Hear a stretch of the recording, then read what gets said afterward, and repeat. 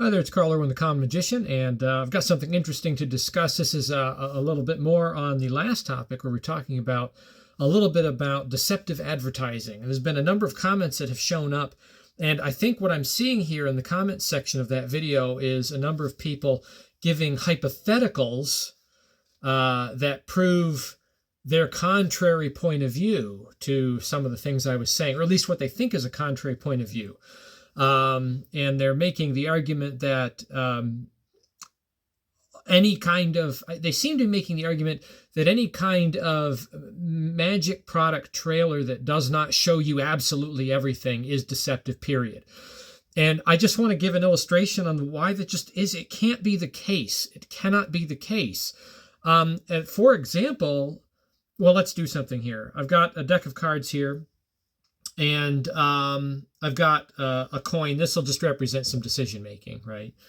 And I don't know. You have a deck of cards here, and you've got black and red cards, right? What would you like to remove from the deck here? The black or the red? Heads is black, tails is red, and we'll remove the black, so that leaves us with the red.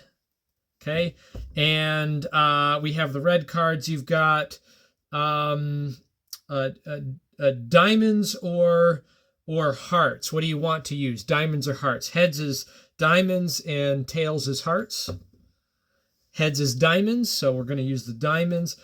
In there, you've got all the diamonds in front of you. You've got number cards. You've got picture cards in there. Which ones would you like to pick out? The number cards are the picture cards. Heads is numbers. Tails is pictures. Tails is pictures. We'll take out the picture cards. We've got all the picture cards in front of us. Diamonds, I believe. So we have Jack, Queen, King of Diamonds.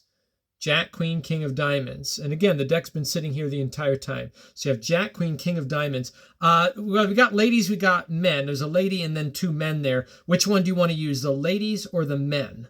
Heads is men, tails is lady. Tails is lady.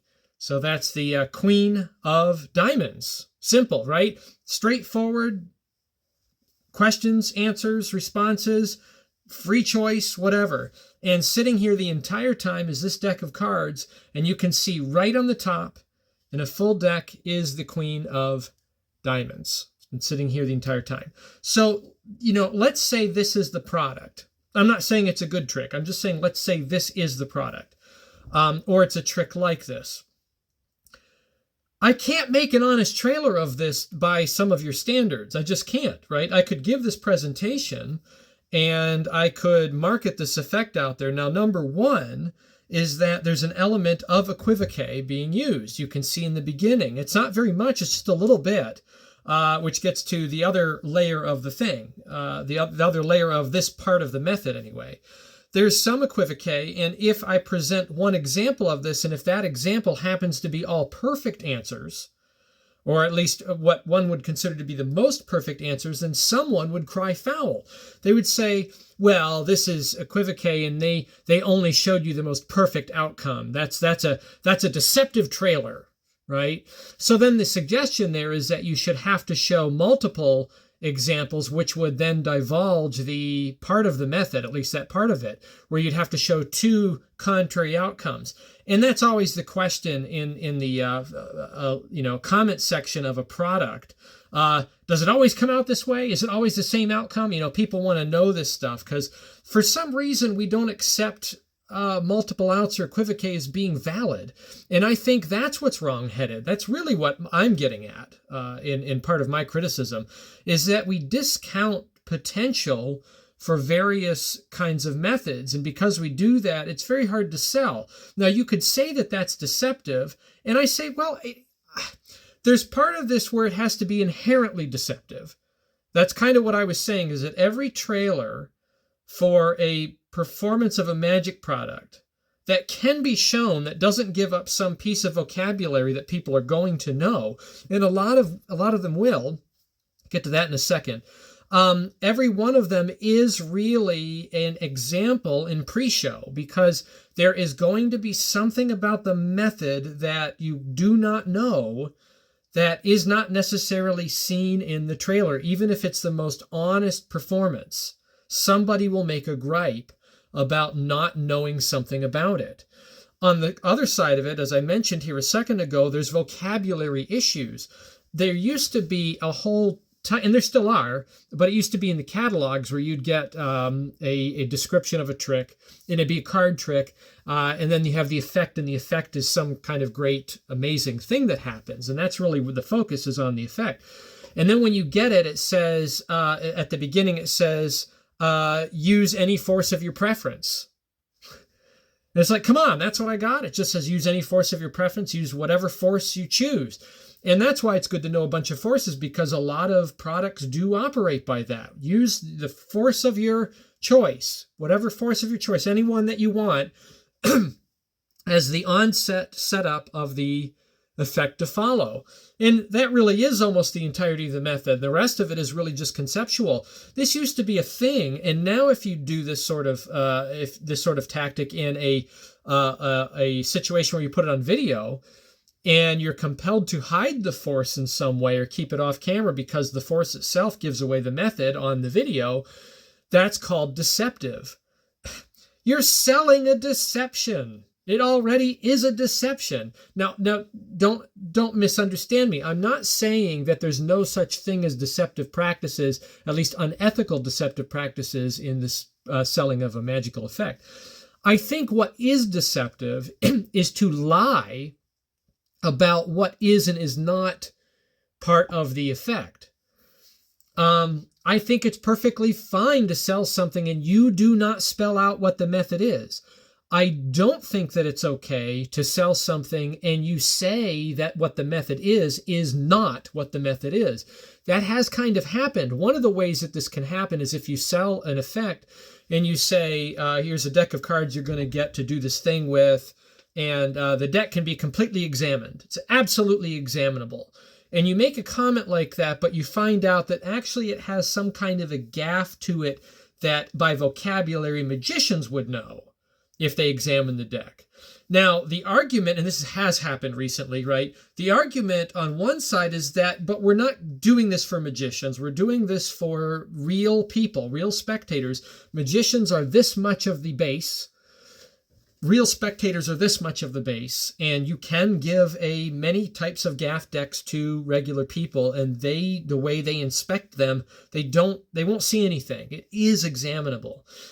Some people take issue with that because they say, yes, but I can't do this at my magic club or at a convention or something and give it to someone because this can't be examinable. Of course they're going to know what it is. They're going to find something.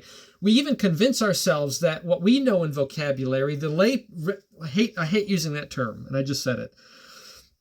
What a lot of people like to call the lay spectator, and I call real people, okay, normal, real spectators, real world spectators, that they would figure it out, and that we're selling them short on their intelligence if we think that they wouldn't, okay? And it just isn't true. We've talked about that before.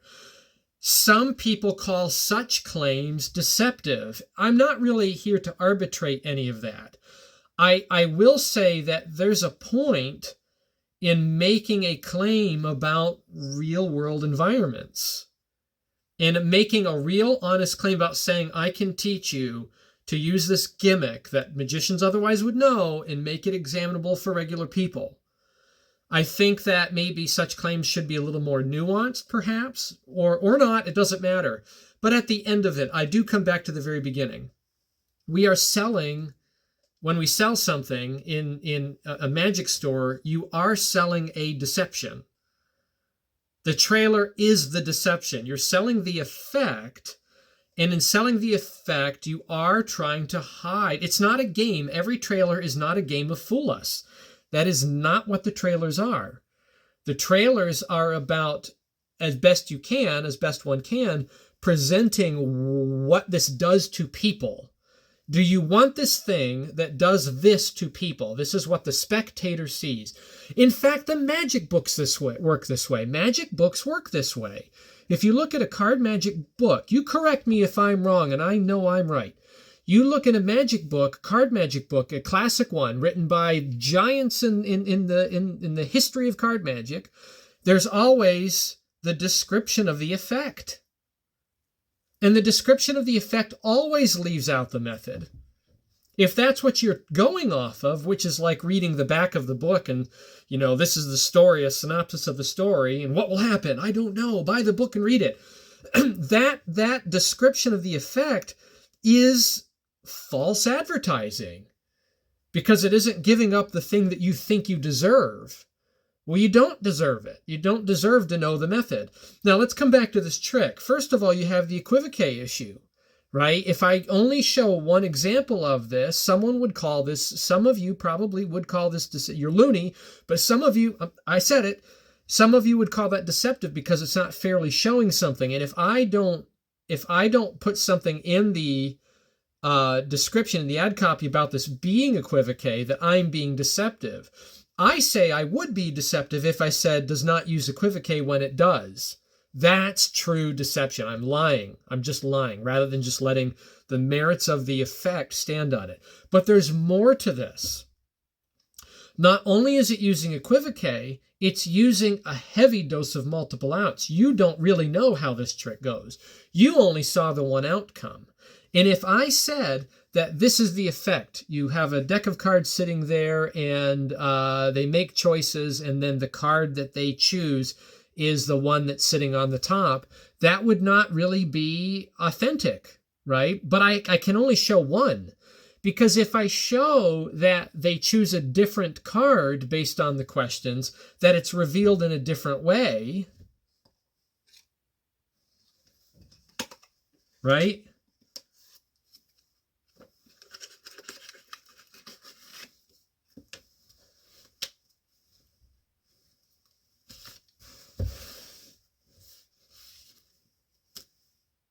How can I market that?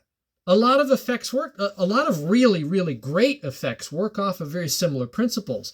And what some people are demanding is that they see absolutely everything that's possible in the execution of the effect, not the performance of the effect. Danny Day Ortiz, actually, this is a little story. I recently saw Murphy's put up an ad for a free trick from an old Day Ortiz at the table lecture, one of the early ones, and it's one I didn't have. It's one I did not have and I had not seen. Now, I know Danny Day Ortiz. I've seen his material. I've seen his material in performances, and then I've purchased material that he's lectured on, his lectures, his talks, various types of tricks, and I find the man absolutely fascinating, like many of you do. There's an effect that he does that Murphy shows, and then they come on and they say, well, this is a free trick, but we're not going to teach you that one, right? And the effect is so good, it's just really, really good. I remember watching the first effect on this. This is actually up on Murphy's right now. I remember watching the effect and not having this at the tables lecture, this particular one. I saw him do it, and because I know Danny Day Ortiz, I said, I thought, that's so good. It's so bold. Only he would have the guts to do that. But at the same time, I'm thinking, you know what? I have the guts to do that. I should do that, right? But then I looked at the rest of it and I thought, well, this is really good. He seemed to be talking about a few nuanced things that I had not seen discussed in some of the other material. And I thought, you know what? I'm just going to buy this thing. So I quickly hop on Penguin and I buy it. It's like $10 for the thing. It was a good deal. So I buy it and I get another hour and a half, 2 hours of Day Ortiz. I can't go wrong. So I look at that trick and I realize, yep, that's what I thought he was doing. And he does it so clean and so smooth and right out in the open. What was really fascinating is that on that lecture, and I actually put it in the comments in the last video, he said in there, he's talking about Shin Lim comes on, calls in through Skype, and asks a question. And he asked Day Ortiz about doing stuff silently with just music. Would he ever do stuff just without talking? And Day Ortiz says, no way. I cannot do magic without talking. I have to talk. And he says, in fact, if you watch my magic and you turn off the volume, you will see how I do everything that I do. You will see all of my tricks. All of it will be exposed. You will know absolutely every method that I ever use. All you have to do is turn off the volume. And that really gets it. I think he's being very generous with that. I don't think that's quite true. But he does have a point there that a lot of what he's doing requires a lot of misdirection based on verbal cues, right? He's doing a lot of things and a lot of actions and motions that if you just shut out the voice and you shut out the commentary, it would become a lot more apparent that what he's doing out in the open. And this is the issue with trailers. He's actually making an issue about what video can do to magic. Video is a killer to magic. Video is a killer to really, really great magic. What some of you are actually suggesting out there is that no tricks, if you really take this to its end logic, what you're really asserting is that no tricks deserve to be sold that can't be done on video. I mean, that's really where you have to end up. If you really take the argument all the way to its end, that's a good exercise to do with any argument, take it all the way to its logical end. We're really saying that the market doesn't deserve to have anything in it that cannot be done on video, be rewound, replayed, whatever. Or everything has to be exposed and people can choose to just pay the fees to perform it. Well, magic doesn't work that way in copyright, first of all. It just doesn't, that's not how this works, right? You don't pay fees by, you don't get the right to perform something by purchasing it. An effect cannot be held under copyright. Anybody can do any effect that they want to do. There's no way that someone can hold the rights. That is not what you're buying when you buy magic. When you buy magic, you're buying the instruction to the deception of the ad, of the performance itself. So how do you make an honest trailer, in my opinion? Again, there's no way I'm going to convince some of you. Some of you are just absolutely certain of your position. That's the way it is, and you won't really listen to reason. I'm sorry, I shouldn't even say that. I don't mean to say that I'm so right and you're wrong, because this is a matter of perspective. I wholly admit that. But I think you won't entertain alternative points of view. And that's unfortunate, okay? I think that, yes, you will be able to come up with some kind of hypothetical where you would say, well, this is deception. And I would likely agree with a lot of the hypotheticals you come up with. What I am saying is you can't make a blanket cause for all of this. You just can't, right? I think here's what an honest magic trailer is. I think an honest magic trailer shows the effect. It shows if it's going to be a performance, okay? And I don't actually agree that all ads have to have a performance. There are some people out there that say everyone deserves to have a performance. I don't see how that's true. Even in the brick and mortar stores back in the day, they wouldn't perform everything on the shelf. They would sometimes take things off the shelf and then they would just read off what the thing is and what the effect is, and that's all you had to go on. It was that little snippet at the top in the card book, card magic book that said, this is the effect. And then the next one says method. And it says, actually, you have to force this card, right? That's how it starts. Any force that you choose. So many things start that way. I think that an honest trailer, if it's going to have a performance, shows the effect and the outcome, the audience reaction to the effect. I think that it shows at least one relatively complete variation or iteration of what the spectator honestly perceives. That is not to say it shows everything that happens, but it honestly shows what the audience perceives. This is where you're going to have arguments, because some people are going to say, well, the audience wouldn't necessarily perceive that dynamic or that angle when it's being forced upon them. Well, I think that there needs to be a little bit of grace there in terms of what the seller is asserting, right? Can someone force a card on an audience member, on a spectator, and make them feel as if they had a free, fair selection? Well, that's the entire point, right? So part of the honest presentation of the effect is indeed that the spectator has a free choice. That is honest. That is honest. That is the effect. The honest presentation is not that you force a card on them. That's not honest. That's silly. It's just silly, right? In fact, it's really a fun exercise, I think, to take something by its description, or even watch a trailer that doesn't have all the complete, method in there. But you see the effect, you see it done, and then you find your own method. I've done that a million times. I see someone do something, I say, well, I know how I would do that, and then I go do the trick. I don't ask their permission. I don't need their permission. I don't. You don't own the effect. You own your methodology taught in your medium. We've had this conversation before, and some people take issue with that. And that is a place where I would be very dogmatic about my interpretation, because I side on the law. I side just on how things really are. You got to remember, as I said in one of the other comments, we're not selling a toaster. It's not like here's the item and you get to see all of it from every view. And this is a list of all of the features that it does. That's not what we're selling. You can't see the whole thing. We're selling a lie. The lie is what is being sold sometimes. Now, there's another avenue, and this is the avenue, as I said in the last video, that I actually prefer for what I sell. I usually prefer for most of the things that I've sold, I haven't sold very much, just a little bit. I hardly make any money on it. It's just a couple bucks.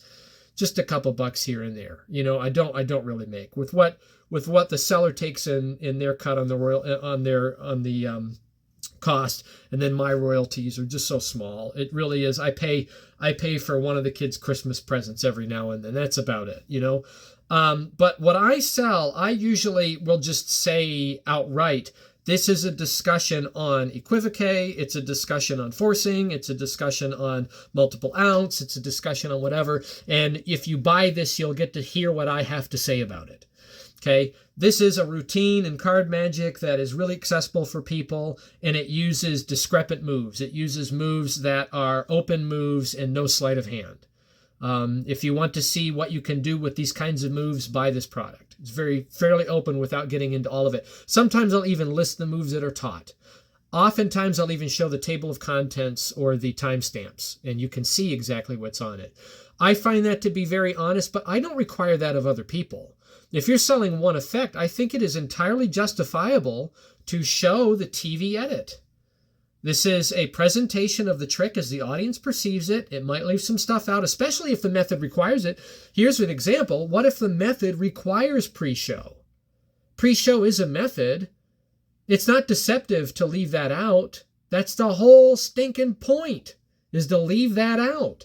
Sometimes, as I suggested on 2 videos back, sometimes you bring the concept of pre-show into the show when you're in an intimate environment where you only have a few people, where you do a little bit of preparatory selection, and then we say, okay, let's try something, and this is where the effect begins. I don't think people they're not entitled to see that. What they are entitled, though, is for me to not say requires no pre-show. I don't think I'm entitled to lie about what it isn't.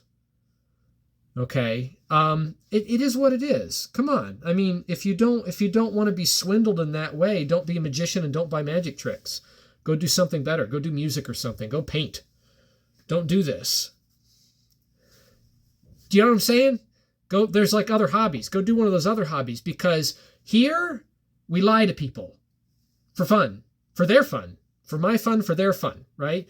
And sometimes when we're selling stuff, because what we're trying to sell is what the spectator feels, we're going to lie about it. That's part of it. We're selling a secret, we're selling a deception, and people are entitled to do that.